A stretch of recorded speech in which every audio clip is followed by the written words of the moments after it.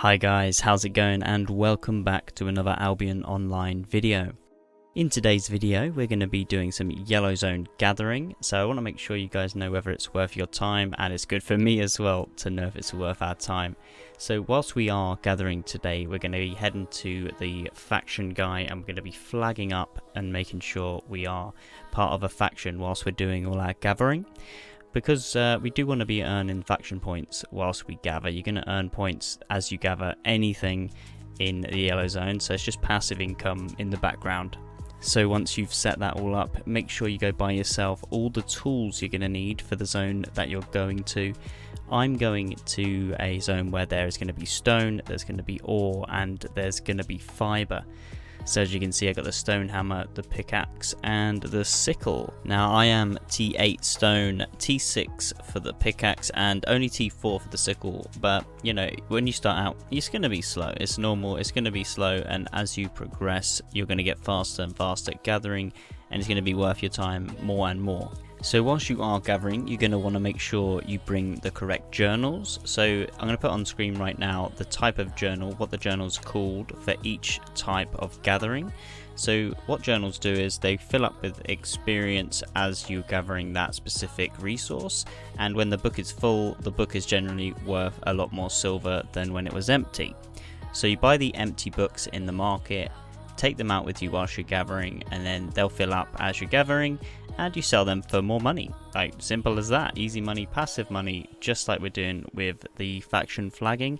So it's a few extra little bits we're doing like that, just to try and boost the money rather than just relying on the resources that we gather.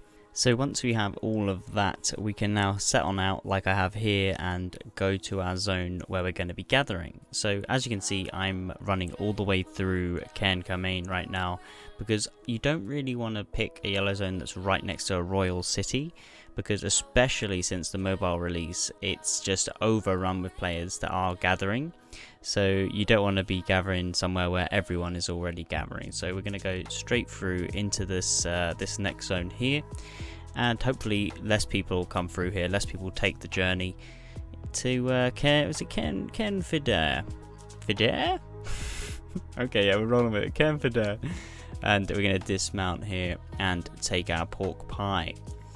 Totally forgot to mention the pork pie. Bring a pork pie. Okay, bit late, but bring a pork pie. Eat that pork pie. It's going to give you a better gathering yield on everything that you gather, and it'll also enable you to carry more as well, so that's always good. So here we are, find some travertine straight away. You're going to take that. Generally here I'm looking for T4 resources or higher. So we're starting on 107k in my inventory, just so we can see what we started at, and we'll see what we end at. Hemp 4.1, very nice. We're going to go for that. That's T5 equivalent. Titanium ore, got my eye on that already. Going in for it. So yeah, T5, to be fair, you can probably just go for T5. In this run, I have gone for T4.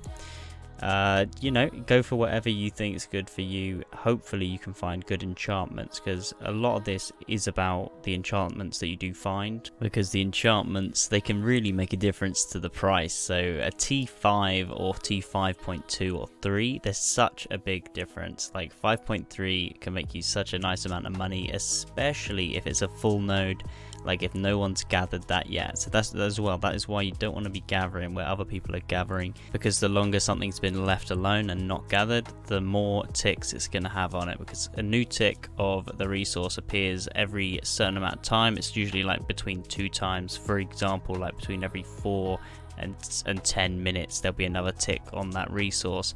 So the more people that aren't gathering in that area, you know, you could start gathering something and it's got 5 full ticks, which is lovely, you know, easy. You can stay still, make yourself some money. So now something to mention is this is yellow zone gathering, so this is completely safe. Like, no one can kill. I mean, you can be killed by other faction members, but you're only going to go down for a few minutes and lose some durability and potentially some stuff that's from your inventory. But honestly, it's probably not going to happen unless you run into the middle of a faction war, and you can just run away from that basically. But I assume that won't happen. It's going to happen to some here, but I highly doubt it's going to happen to the majority. Basically what I'm saying is this is safe. Like, you can't die and lose all your gear. So you can take nice gear if you want to, no trouble. Not too nice, alright, because you do have to pay for your repair bills if you do get downed. I will be doing another video like this, exactly the same, but it's going to be for red zones, and I'm going to do it for black zones, and I'm going to do it for avalonian roads. I just want to see what the difference is for all of the different areas when it comes to gathering. Obviously the risk factor is very different in compared to yellow, red, black and avalonian roads. I think the roads is safer. It's easier to run away from gankers in the roads because of how the mobs are. They're basically designed so you can run away from groups, which is nice. But we will get onto that in that video. But for this one, it is yellow zone, and we are coming to the very end of our pie. So this is the last bit where we got Skyflower here. 15 seconds, 10 seconds, what is it? There we go, 12, 11, 10. And once this is done, we are going to be heading back to town and seeing what we've earned. Because this has only been 30 minutes, I'm going to be doubling it just to give us a little rough guide on what it's going to earn us per hour. Please do bear in mind, it's this is yellow zone. And here we go, 2, 2, 1. So we're going to work this out now. We started with, I think it was 107, so it's not a huge amount of money, but bear in mind we got the faction points as well. So we'll head back to town and see what we've made if we were to do this twice. So it would be 1 hour instead of 30 minutes. Okay, so we're back in town and we've got 221,000 in our inventory now. We had 107,000 before, so that is 114,000 profit. I'm going to double that, so that's 228,000 silver per hour, but we also have the faction points. So if we click on to the faction guy here, we can see Mountain Hearts here cost 3,000 faction points. So up the top we see we have made 1,082 faction points. So if you did it for an hour, what you got? You got 2,150. So we got a third in 30 minutes, so we got 2/3. So we're going to take 2/3 of the value of a Mountain Heart for this run, which is 45,000 for the Mountain Heart, which is 30k for our run. So adding 30k to the profit puts us at a total of 258,000 silver for an hour's work. Now, if you ask me, that's absolutely terrible. Like, it's not good, especially for an established player. If you are new, that could seem like a lot of money to you, and maybe you want to do this for an hour. You know, maybe you want to do this for a couple of hours just to get the hang of the game, just to understand how a few different things work. But I just don't think you'd be doing this for long. It wouldn't make sense. And that's why I'm going to make this a series, and we're going to be doing this in red zones, we're going to be doing it in black zones, and we're going to be doing it in the roads, just to show you the difference, because the difference in red, black and the roads is such a difference. In the roads you're going to be making absolutely millions, so I'm super excited to make that one.